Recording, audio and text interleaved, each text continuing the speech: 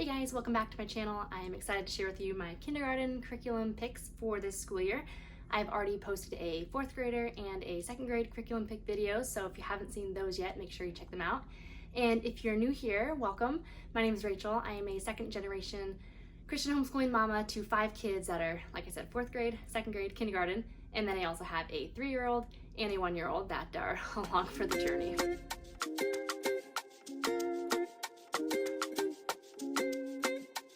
I'm gonna go ahead and jump into my kindergarten picks. My upcoming kindergartner is almost 5. He actually turns 5 in, golly, like a week and a half. And so he just finished the preschool course from The Good and the Beautiful. And I highly, highly recommend this. Even if you don't use The Good and the Beautiful beyond this for kindergarten or anything, it is such a fun little introduction to homeschool. I'm not gonna go through too much, but just it's gentle and it's fun and engaging, and it really helps kids learn their letter sounds and names and even a bit of colors and shapes, and I think counting up to 10. It also comes with a folder of kind of hands-on manipulatives and activities, as well as some practice sheets, a little notepad. And so highly recommend this. But anyways, he just finished this, and he actually took a little longer to get through this than my older 2 kids. He wasn't quite picking up the letter sounds as fast as the others did, which is fine. So I took a break here and there, and I went at his pace. And at this point, he doesn't have as high a percentage of the letters down as my other 2 did when they finished. He's probably over halfway in terms of being 100% mastered of the letter sounds, but that's all right, because what we're gonna do first, starting our school year in about a week, is the kindergarten prep course from The Good and the Beautiful. This is just a, I think, 30 lesson book, where it really helps you nail down those letter sounds, and you'd start doing some tracing of letters, starting on a little bit of handwriting. And this is actually my first time doing this course, because I think last time when my older 2 sons were at this age, it was an older version. So I think it was called Kindergarten Primer or something like that. And doesn't look a ton different, but a little bit. And at the back, it's got some flashcards that you can pop out, as well as looks like a couple little activities at the back. So like I said, it's 30 lessons. It'll probably be 2 months or so to get through it.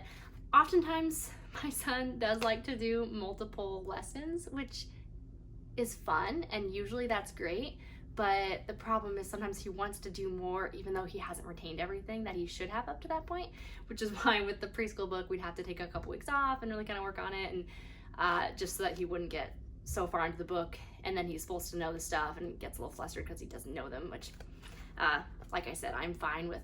At this age, I don't have expectations, oh, you have to know all your letters and sounds by 5 or anything like that. I just go at their pace, and I would have probably held off even longer on the preschool book, but he kept asking. He wanted to do the lesson. Sure, we'll just chuck along at it.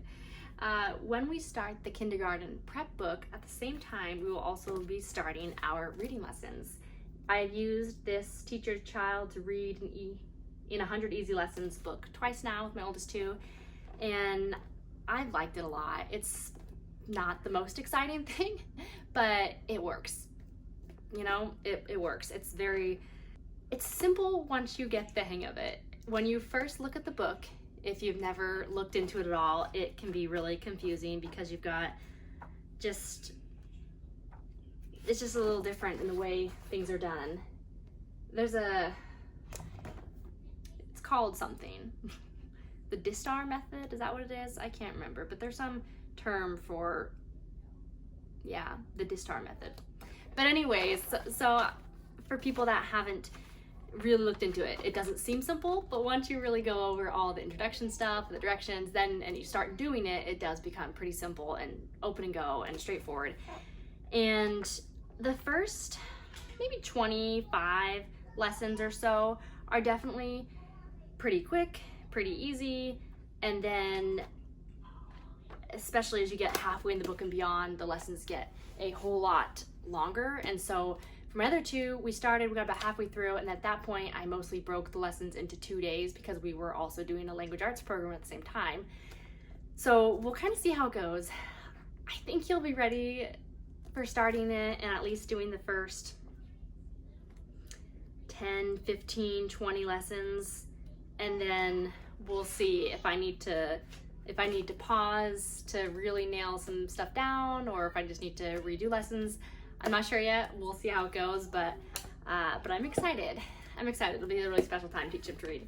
Once we finish the level K primer, or the kindergarten prep, and probably when we are maybe halfway through with this, or maybe 30%, we'll see, somewhere around then, I'm expecting it to be November, December, January at the latest, somewhere in that range, we will start the level K from The Good and the Beautiful. And I'm really excited for this because this is my first time doing the newer edition of level K. I'd said in one of my other videos that when they did new editions, which I think was 2 or 3 years ago now, I bought several courses when they were on the closeout sale. Save money and all, which is fine and good, but man, I'm excited to use these. They just look so fun. The way they were updated, I think, is going to be really good. It looks like it's not as intensive on the amount of handwriting, the amount of dictation, even the amount of reading. It seems like they did a really good job of still teaching the same concepts on maybe slightly later than it was, I want to say, but they seem like they're almost as advanced, maybe slightly more aligned to what is probably typical grade level, but they're teaching almost the same stuff and as much without it being as much work, if that makes sense.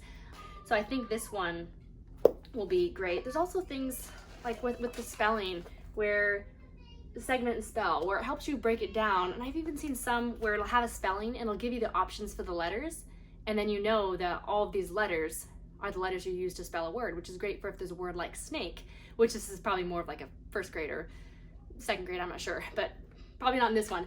But if there was a word like snake, the old edition would just have you spell it, versus this new edition gives you the options of letters in it, so you know, okay, well, it's not a C, even though C says K.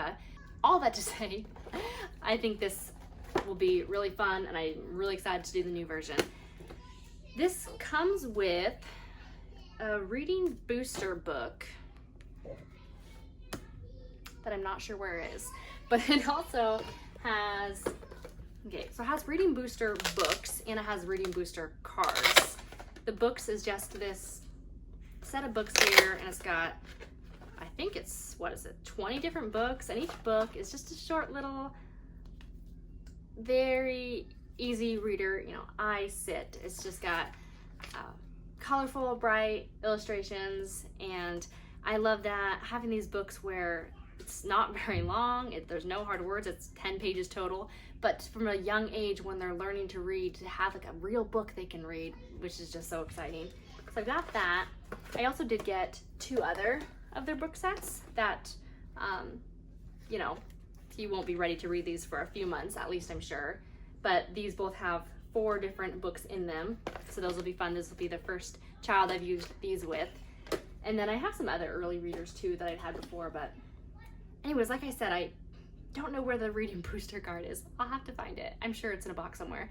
But the language arts course has the reading booster books and the reading booster cards. It's just extra reading practice for different challenge words, sight words, different phonograms and digraphs and things that they need to learn. And so I think the course books has every lesson you're supposed to work on the booster books and or booster cards for like 8 to 12 minutes, or let's see, 6 to 10 minutes. So that is the language arts.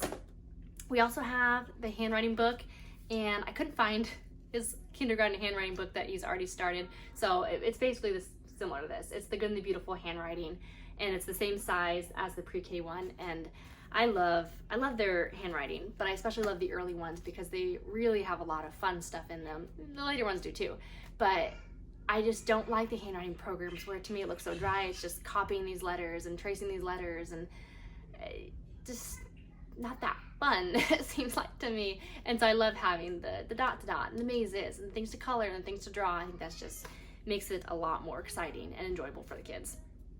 Next, I have math. And I'm sorry, my kids are playing out there. You can probably hear them, but if you're watching this, you probably have kids of your own. You're probably used to it. But for math, we are also doing the Good and the Beautiful, Math K. We have started this. My older two are doing some school over the summer. We typically school year round. And he had asked about starting his math. And so we started it and have gotten 15 lessons in. And he's enjoyed it. He loves it. He loves being able to do school like his big brothers. But the Good and the Beautiful, we have been doing since my oldest was in the preschool level, and so for math, since kindergarten, and it works. It's working so well for us. It's so far my kids have all enjoyed it. My 4th and 2nd grader both did end of year testing this year for the first time, and they both scored above grade level for both language arts and math, but for math especially, they both scored quite a bit above grade level, and so it definitely is teaching them everything they need to know, and even advanced at that, I would say. But just look at them, just the pictures in here, just the colors. It is such a fun math curriculum, especially for the little years. And that comes with a math box that it's a little beat up because this would be, I think, the 3rd child that will be using this one, but surprisingly, we still have all the pieces, I think. It's got a couple little cards for some different games and activities. There's 3 of those. It's got some counting sticks. It's got a couple dice, wooden dice. Well, it's got like plus and greater than, less than, equal to, whatever. And then a plus, minus, I guess it's the same one. But, and then it also has 2 little game pieces for some of the games in the course book, which is another thing I like, that there are a good amount of games in the book. Next, I'm going to show you our science. We will be doing a couple different science units this year. I have some of the science units from the Good and the Beautiful that are the 3rd through 8th grade level that we'll be doing, that my kindergartner will probably sit along with us for it, and he'll probably listen, but I'm not adding those in here because those really aren't for him, and I'm not expecting him to, I have no expectations for him on those. He just will sit with us if he wants to. But more for him, we will be doing the science for little hearts and hands from the Good and the Beautiful. And I believe this is our 3rd or 4th unit we've done of the little hearts and hands, and we've loved them. We've got the parent guide here that has for each lesson. It's got an opening, which is really fun, often some kind of little activity that you do. It does a good job of having things that you do, different games where kids are actually on their feet or moving around for different stuff. It's interactive. And then it has something you read to them kind of about the lesson, and then some of the lessons have a story from the big book of science stories, and these are so cool. We love these. They're just really engaging, informative, bright, fun pictures. And I also like that at the end of each one, at the end of each story, there is a page of fun facts about whatever the story was about.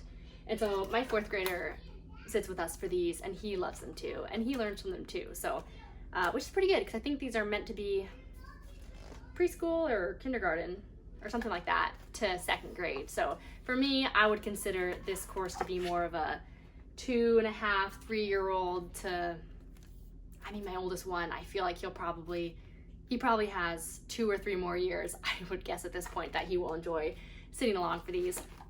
So it definitely has a bigger range than it's built for. Then the lessons that don't have one of those stories, some of them have an audio narration, and you pull out a little piece from the back, a little pop out that you kind of pop it out and it kind of stands up, and you move those along the different numbers as you do the story, which is nice to make it a little more than just sitting there listening. I like that they're able to make the audio narration a little more interactive. And then after that, you've got the discussion, you've got some questions and answers about it, and then the lessons have some kind of optional activity that you can do. And I think some of the lessons don't have either of those two, but some of them sometimes will have an activity instead as the bulk of the lesson. So here's about geodes, And instead of a story or audio narration, it's got this activity that I haven't looked through this that much, so I'm not exactly sure what we're doing, but it looks really cool. So that is our science that is specifically for my kindergartner. I think he'll love it. These are everything we're doing specifically for him, but that is what we have. I hope you enjoyed. Don't forget to hit that like button and subscribe if you want to see more, and I'll see you next time.